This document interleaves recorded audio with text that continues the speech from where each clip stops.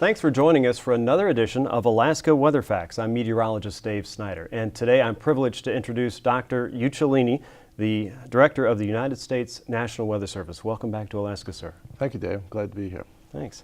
Prior to being the leader of the National Weather Service, your work included an extensive look at snowstorms across the northeastern United States.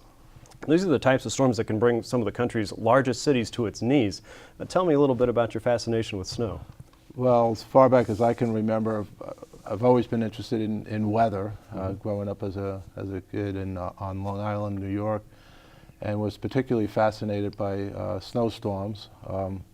Why they occurred, the distribution of snow was very varied across the entire region, the rain-snow line, all those things fascinated me right from the get-go. And I was interested in knowing how they worked, how the forecast worked, or more often than not didn't work one way or the other.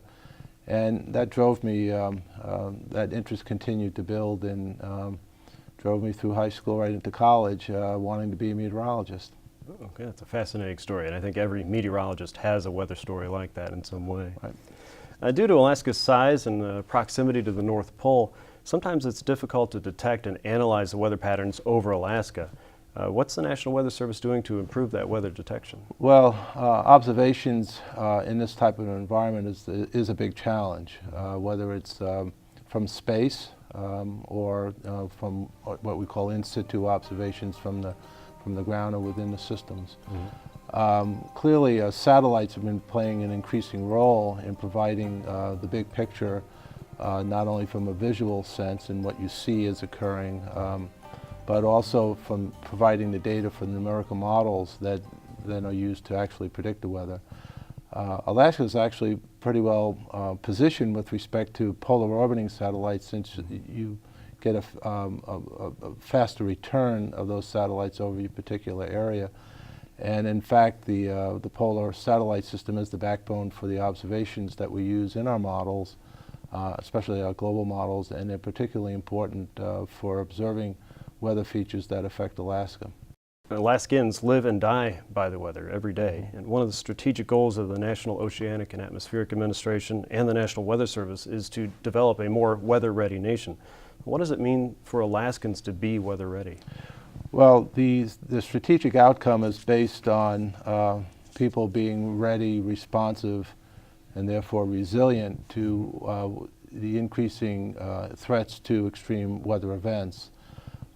Those threats are related to not only the nature of the events, but the fact that we're becoming more vulnerable to them as we have more people, more infrastructure that could be affected by these events. So we have to ensure that the observations we make for situational awareness, the forecasts we make for people to take the proper responses, are connected to people's actions, the response to these events, so that they will be more resilient to what's facing them. You know, there are examples with respect to hurricanes. More people living along the coastline takes longer to evacuate. We have to make better forecasts with longer lead times, but we also have to communicate the threat so people will actually take action to avoid those storms. Up here you have, as in other parts of the United States, an increasing threat related to fire. As there are more people living in fire-prone areas, we have to ensure that our forecasts are good, that we don't have false alarms that make people not react to the forecast when in fact they should. But we also have to be able to communicate the threat and make sure that we're working with the partners in the emergency management community so that communities and right down to individuals will actually take the proper responses in the face of these events. So that's the strategic goal. There are a lot of challenges for us in terms of improving forecasts, but also improving our communication skills and linking with the emergency management communities that are actually out there trying to protect lives and mitigate property loss. So a huge partnership effort going forward. That's one of the important keys for the success of meeting the strategic goal. Okay. One of the things you're talking about was understanding the weather information we're getting back from the computers, weather modeling, and you did a lot of work with that in some of your prior positions with the Environmental Prediction Center there, the National Center for Environmental Prediction. What can you tell us about recent improvements in that weather modeling? And you were using the polar orbiters as kind of a source of information that started that process.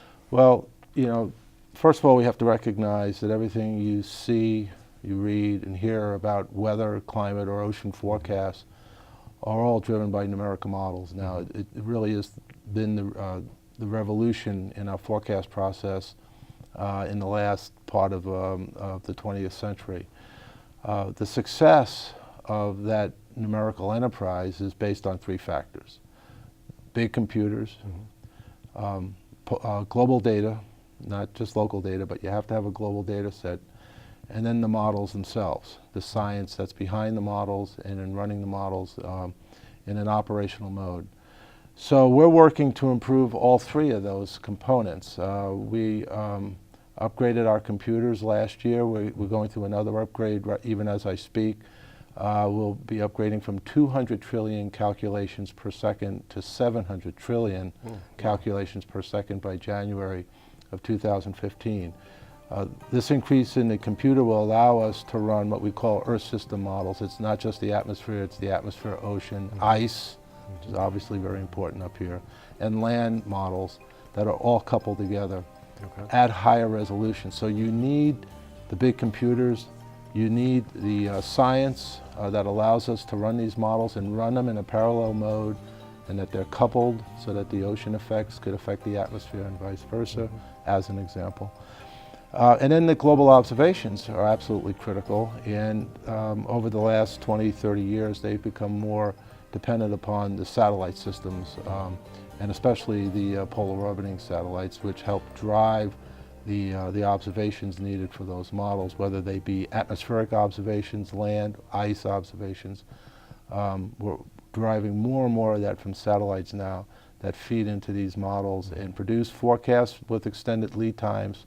Now, out, you know, for extreme events especially, we're seeing much improved forecast out in the 4, 5, 6, 7, and even 8-day range, which gets us back to Weather Ready Nation, because if you're going to get ready for a storm event, you want those consistent forecasts approaching that event from day 7, 6, 5, 4, 3, so you can take the actions several days in advance that can help mitigate the property loss and protect your livelihood.